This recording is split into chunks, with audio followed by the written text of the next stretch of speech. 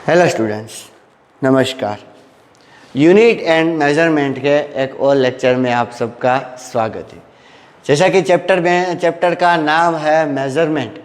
हमने पिछले वीडियोस में सारे यूनिट के बारे में और सब डिस्कस किया। अब चलते हैं थोड़ा सा मेजरमेंट की ओर। तो आज हम सबसे पहले डिस्कस करने वाले हैं मेजरमेंट ऑफ लेंथ, फिर डिस्कस करेंगे मेजरमेंट ऑफ मास और मेजरमेंट ऑफ टाइम। आज के लेक्चर में हम डिस्कस करेंगे मेजरमेंट ऑफ लेंथ। बच्चों, आप कहीं पे भी देखो, इन फिजिक्स और in daily day life, in many places, okay, daily day life में अब सोते जागते बहुत सारी जगह पर मेजरमेंट की ज़रूरत पड़ती है। मेजरमेंट ऑफ लेंथ की तो स्पेशली, फॉर एग्जांपल हमारी हाइट कितनी है, अगर आपको एक बिल्डिंग कंस्ट्रक्ट करना है तो लेंथ की ज़रूरत होगी। कहीं पे भी आपको कहीं पे जाना है, फॉर एग्जांपल मैं आपको बोलूँ कि मुझे यहाँ से मुंबई जाना है, मुझे यहाँ से कोलकाता जाना है, मुझे यहाँ से अहमदाबाद जाना है, तो बिना यहाँ से वहाँ तक का डिस्टेंस मेज़र किए मैं जा सकता हूँ क्या? नहीं जा सकता, ठीक है ना। तो मेजरमेंट ऑफ लेंथ बहुत इंपॉर्टेंट है। फिजिक्स में वाइड वेराइटी ऑफ लेंथ है। लॉन्गेस्ट डिस्टेंस हम मेजर जो करते हैं वो 10⁻²৯ करीब अप्रोक्सीमेटली 10⁻²৯। वो क्या है? हम जहाँ तक हमारा यूनिवर्स ऑब्जर्व कर पाए हैं उनके बीच की बाउंड्री, ठीक है ना। ओके, उन बाउंड्री के बीच का डिस्टेंस। और शॉर्टेस्ट डिस्टेंस जो हम मेजर कर पाए हैं वो क्या है? वो है रेडियस ऑफ द न्यूक्लियस। बच्चों, क्या है ये? Radius of the nucleus. मैं यहाँ पे लिख देता हूँ रेडियस ऑफ न्यूक्लियस। और ये क्या है? Distance between boundary of universe. Okay, अब बात करते हैं कि कौन कौन से इंस्ट्रूमेंट से हम मेज़र कर सकते हैं। तो यहाँ पर मैंने लिखा इंस्ट्रूमेंट मेजरमेंट। सबसे पहले तो बहुत सिंपल, मीटर स्केल से आप 1 मिलीमीटर कम से कम मेज़र करके कहाँ तक जा सकते हो? 10⁻² मीटर तक। फिर अगर उससे कम अगर आपको मेज़र करना है तो आपके पास इंस्ट्रूमेंट है वर्नियर कैलिपर्स। वो जब आप प्रैक्टिकल करोगे तो आप अच्छी तरीके से समझ पाओगे वर्नियर कैलिपर्स क्या होता है। उससे आप मिनिमम कितना मेज़र कर सकते हो? 10⁻⁻4 मीटर। उससे अगर आपको कम मेज़र करना है तो आपको स्क्रू गेज यूज़ करना होगा। उससे आप कितना मेज़र कर पाओगे? 10⁻5 मीटर। बच्चों, हमारे हेयर की जो थिकनेस है, डायमीटर, वो भी हम स्क्रू गेज से मेज़र कर सकते हैं, ठीक है। फिर स्फेरोमीटर में आप स्फेरिकल डेप्थ, आप लोगों ने शायद 10th में कॉनकेव मिरर या कॉन्वेक्स मिरर देखा होगा, तो उसकी डेप्थ, छोटी सी जो डेप्थ होती है वो कितनी है, वो और उसका स्फेरिकलनेस कितना है, उसकी रेडियस ऑफ कर्वेचर कितनी है, हमें सिर्फ इतना ही दिया है। तो वो जिस स्फीयर से बना हुआ है उसकी रेडियस कितनी है और वो सब अगर हमें मेज़र करना है तो वो हम स्फेरोमीटर से मेज़र कर सकते हैं, ठीक है। सोचो कि इतना दिया है, आप बोलोगे सर ये नियरली स्ट्रेट लाइन जिस तरह दिख रहा है, लेकिन ये कितनी लेंथ है? छोटी सी, बहुत छोटी लेंथ है। उसको मेज़र करने के लिए स्फेरोमीटर जैसा इंस्ट्रूमेंट यूज़ किया जाता है। ये आप फिजिक्स के प्रैक्टिकल में ये तीनों पढ़ोगे, vernier calipers, micrometer, screw gauge, micrometer बोला जाता है, और स्फेरोमीटर, ठीक है। उससे अगर कम मेज़र करना है तो आइए ऑप्टिकल माइक्रोस्कोप, ठीक है। आप लोगों ने 10th में पढ़ा है ना ऑप्टिकल माइक्रोस्कोप। उससे आप कम लेंथ मेज़र कर सकते हो। कितनी? कम से कम 4 × 10⁻⁻7, ठीक है, क्योंकि ये वेवलेंथ ऑफ द लाइट है। उससे भी अगर आपको कम मेज़र करना है, उससे भी छोटी लेंथ अगर हमको मेज़र करनी है तो हम यूज़ करेंगे ये मोनोमोलेक्यूलर लेयर मेथड। कौन सी? मोनोमोलेक्यूलर लेयर मेथड। 10⁻⁹ मीटर तक हम उसमें मेज़र कर सकते हैं। बच्चों देखिए, ये मॉलिक्यूल्स है,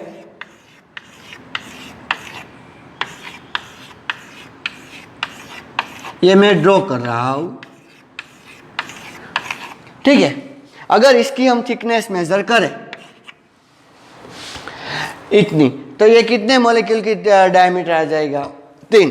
अगर हम एक लेयर हटा दें तो सिर्फ 2 ही आएगा। अगर हम एक हटा दें और इसको अब नहीं हटा सकते तो एक ही layer mono, molecular layer method, उससे अगर हमें मेजर करना, वो अगर हम यूज़ करें, वो मेथड यूज़ करेंगे तो एक मॉलिक्यूल का डायमीटर कितना होता है वो भी हम मेज़र कर सकते हैं। आप बोलोगे सर अगर उससे कम मेज़र करना चाहते हैं तो उसके लिए भी हमारे पास एक इंस्ट्रूमेंट है जिसका नाम है electron microscope.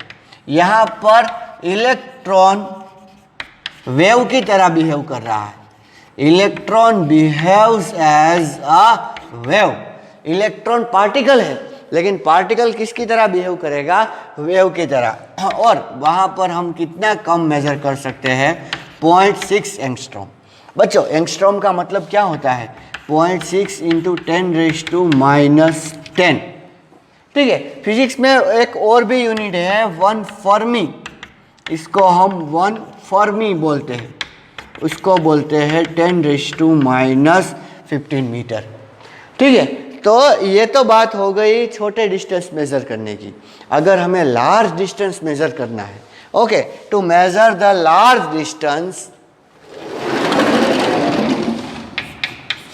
To measure large distance we use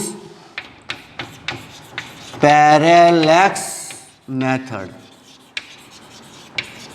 हम कौन सी मेथड यूज करने वाले हैं? Parallax method. बच्चों पैरेलैक्स किसे बोला जाता है? पैरेलैक्स का मतलब क्या है? Parallax means change in the position, change in the position of given object when change takes place in position of observer। एक बहुत ही सिंपल एग्जांपल मैं देता। एक उंगली आप देखो, एक आंख से देखो, एक आंख बंद होनी चाहिए, फिर वो आंख खोल के दूसरी आंख से देखो, अच्छी तरीके से आप ऑब्जर्व करो। किसी एक आंख से ही देखो, फिर वो उसको बंद करके दूसरी आंख से देखो। आपको ऐसा लगेगा कि आपकी उंगली की जो पोजीशन है वो चेंज हो चुकी है। ठीक है। तो उसको ही क्या बोलते हैं? पैरेलैक्स। क्या बोलते हैं बच्चों? पैरेलैक्स। फॉर एग्जाम्पल देखिए, ये मून है, ये कौन है? मून। उसको हम अर्थ से इस पॉइंट से देखेंगे और इस पॉइंट से देखेंगे। 2 पॉइंट से देखा, पॉइंट नंबर ए और point number B, diametrically opposite point से देखेंगे तो ये जो हो गया, ये क्या हो गया? डायमीटर ऑफ द अर्थ हो गया। और इन दोनों के बीच में जो एंगल आएगा, सोचो कि ये एंगल कितना है? थीटा। ये बहुत छोटा एंगल आएगा। इसका रीज़न क्या है बच्चों? आपको भी पता है, अर्थ से मून का डिस्टेंस बहुत ज़्यादा है। सोचो कि ये डायमीटर ऑफ द अर्थ है और ये है डिस्टेंस ऑफ द मून। तो डिस्टेंस ऑफ द मून अगर हमें कैलकुलेट करना है तो कैसे कैलकुलेट करें? Very simple. जो प्लेन एंगल का फॉर्मूला था वो हम लगाएंगे। Theta is equals to diameter of earth, ये वाला D earth upon D moon, 30 upon 30। And theta किस में होना चाहिए? थीटा होना चाहिए रेडियन में। किस में होना चाहिए? रेडियन में। ठीक है। 30 अपॉन 30। अगर इन तीनों में से हमें सिर्फ 2 चीज़ पता है तो तीसरी हम इजीली निकाल सकते हैं। ऐसा नहीं, जैसा हमने पिछले लेक्चर में डिस्कस किया था कि अगर ये अर्थ है और यहाँ पर सन है और अर्थ पे किसी एक पॉइंट से खड़े रहकर हम इसको देखें, जो हमने अभी मून का डिस्कस किया ना, उससे एग्जैक्टली अपोजिट। तो इस पॉइंट को देखें और इस पॉइंट को देखें और इनके बीच में जो एंगल बन रहा है, सोचो कि वो क्या है? थीटा। ओके। और ये क्या हो गया? ये हो गया डायमीटर ऑफ सन और ये हो गया distance of the sun from the earth. तो यहाँ पर हम क्या कैलकुलेट कर सकते हैं, theta is equals to D sun this upon D sun. मैंने बोला था कि हम ये ले सकते हैं आर की वजह के बजाय ये ले सकते हैं, कब, जब ये थीटा बहुत बहुत कम होगा बच्चों, बहुत कम। यहाँ पर भी मैं आपको बोल दूं कि थीटा किस में होना चाहिए, थीटा होना चाहिए रेडियन में। तो अगर हमें थीटा पता है, थीटा और डायमीटर डिस्टेंस पता है, तो हम diameter of the sun easily निकाल सकते हैं। तो बच्चों ये जो सारे बहुत बड़े वाले डिस्टेंस है, डायमीटर ऑफ द सन, ये कम डिस्टेंस नहीं है, ये बहुत बड़ा डिस्टेंस है बच्चों।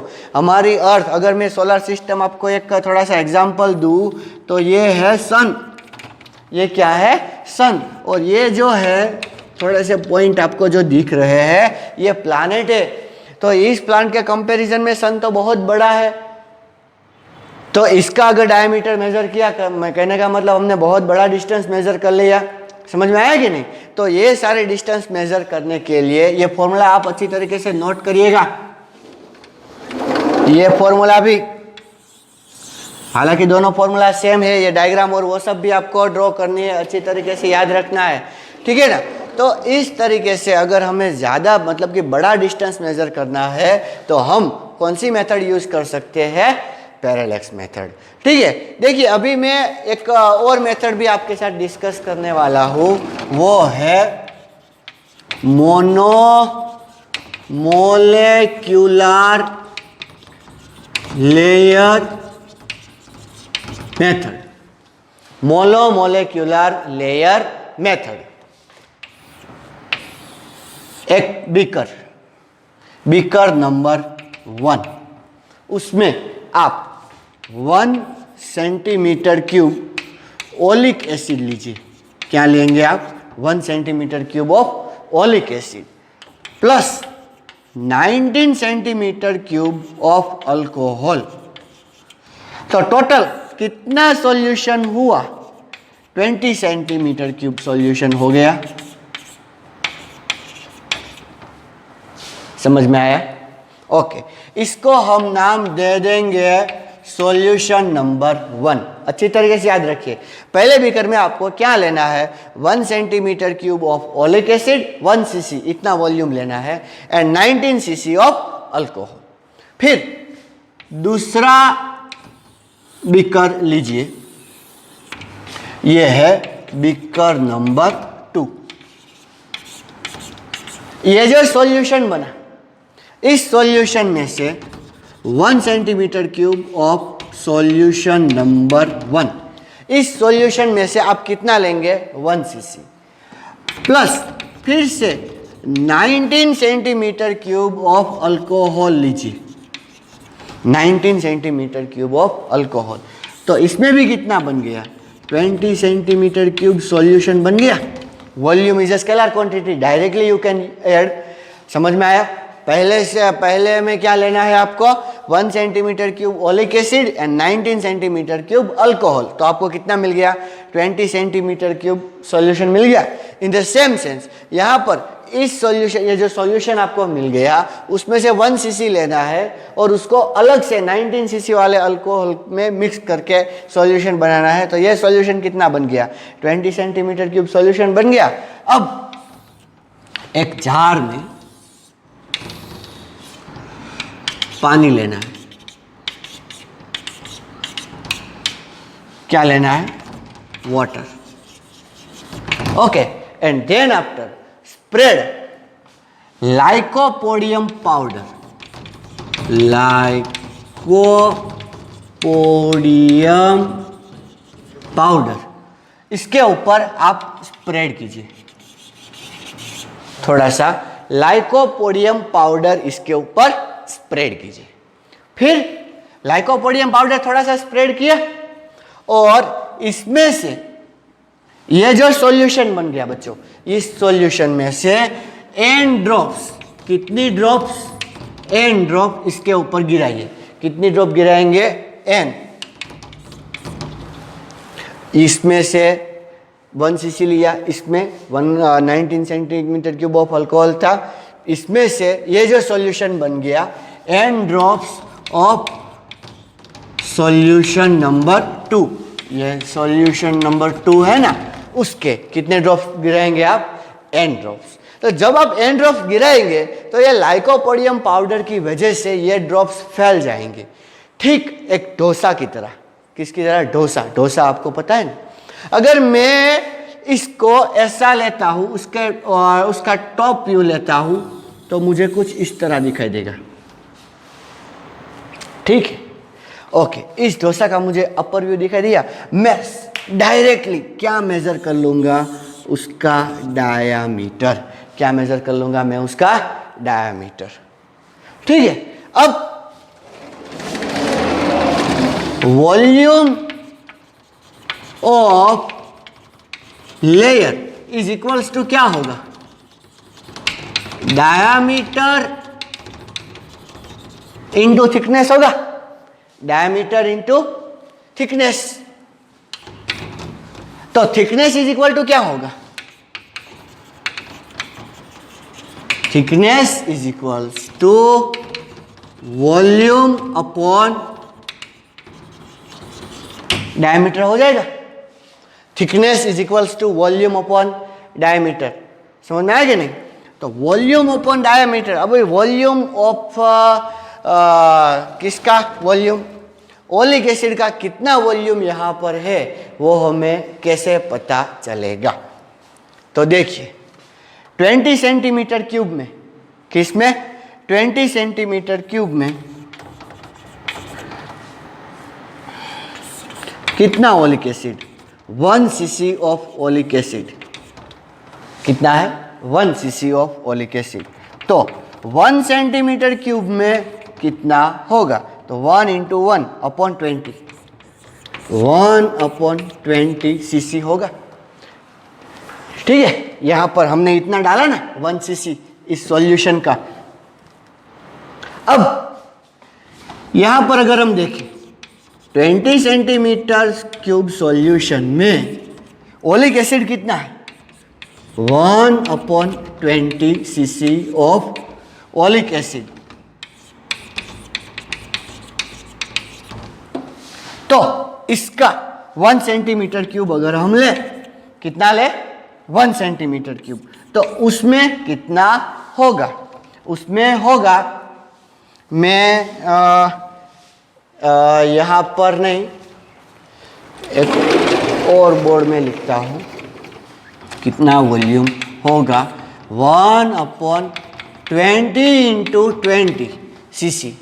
बहुत डाइल्यूशन हो गया बच्चों, कॉन्सेंट्रेशन बहुत कम हो गई। ओके, अब volume of 1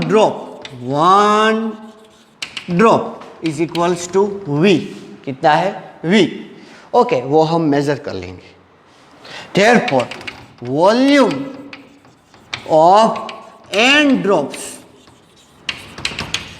is equals to NV हो जाएगा। हमें पता है हमने कितना ड्रॉप डाला है, तो हमें NV पता चल गया। NV पता चल गया डिवाइडेड बाय हम एरिया कर लेंगे, तो हमें क्या मिल जाएगा? थिकनेस। और थिकनेस मैंने बोला ना, वो क्या हो जाएगा? Size of molecule. अब बोलोगे सर एरिया कहाँ से? तो area equal to pi R square. हमने वो डायमीटर मेजर किया था डोसा का, उसका हाफ कर दो, रेडियस मिल जाएगा आपको। तो इजीली आप थिकनेस ऑफ मॉलिक्यूल लिख सकते हो, ठीक है? ये मेथड आपको समझ में आ जानी चाहिए। 1 cc of oleic plus 19 cc of alcohol. Then after इसका 1 cc इसमें डालो, 19 cc अल्कोहल अलग से लाओ, फिर इसमें से कुछ ड्रॉप यहाँ पर डालो। ड्रॉप डालने से एक डोसा जैसा शेप बनेगा। डायरेक्टली उसका डायमीटर मेजर करके रेडियस मेजर कर लो, ठीक है? अब उसका वॉल्यूम कितना होगा? Volume is equal to diameter into thickness होगा, ठीक है? तो थिकनेस इज इक्वल टू क्या होगा? Volume upon diameter. अभी वॉल्यूम कैसे निकाले? तो वॉल्यूम ऑफ 1 ड्रॉप इतना, तो NV इतना। सॉरी, मैं इधर मल्टीप्लाई करना भूल गया, 20 इंटू 20, ठीक है? तो ये मिल जाएगा कि क्या हो जाएगा? Thickness of oleic acid molecule molecule, near about 1 molecule की बात कर रहा हूं मैं, ठीक है। आपको साइज ऑफ मोलेक्यूल मिल जाएगा। पहले आप इसको नोट कर लीजिए। देखिए ये 2 एग्जाम्पल है, ये अर्थ है और ये है सन। यहाँ पर मून है, मून का डिस्टेंस हमें मेज़र करना है और यहाँ पर सन का डायमीटर मेज़र करना है। ये आपकी एनसीईआरटी बुक में भी आपको ये एग्जाम्पल मिलेंगे, ठीक है। यहाँ पर हम वही फॉर्मूला यूज़ करने वाले हैं। तो पहले मैं क्या बोल देता हूँ, 1 डिग्री 54 मिनट को 1 + 54/60 डिग्री में कन्वर्ट कीजिए। डिग्री में कन्वर्ट होने के बाद इसको पूरे को मल्टीप्लाई बाय π/180 करेंगे तो ये किस में कन्वर्ट हो जाएगा, रेडियन में। तो आपके पास थीटा = ये जो आंसर मिला, सोचो कि ये आंसर मिला आपको अल्फा, ठीक है। तो अल्फा = क्या होगा, 1.276 × 10⁻⁷ अपॉन डिस्टेंस। अल्फा आपको यहाँ से पता है तो आप इजीली सॉल्व कर सकते हो। इसी तरह ये 1920 सेकंड है बच्चों, तो 1920/3600 करेंगे तो ये डिग्री में कन्वर्ट हो जाएगा। फिर डिग्री को π/180, π = 3.14 रखना है यहाँ पर भी, ये कन्वर्ट हो जाएगा रेडियन में। सोचो कि इसकी वैल्यू आपको फिर से क्या मिली, अल्फा। अल्फा = क्या आएगा, diameter of sun upon 1 AU। 1 AU का मतलब होता है एस्ट्रोनॉमिकल यूनिट, और जिसकी वैल्यू कितनी है 1.496 × 10⁻11। इसकी वैल्यू भी यहाँ पर रखोगे तो आपको डी सन मिलेगा, ठीक है। तो आज के लेक्चर में बस इतना ही। जय स्वामीनारायण।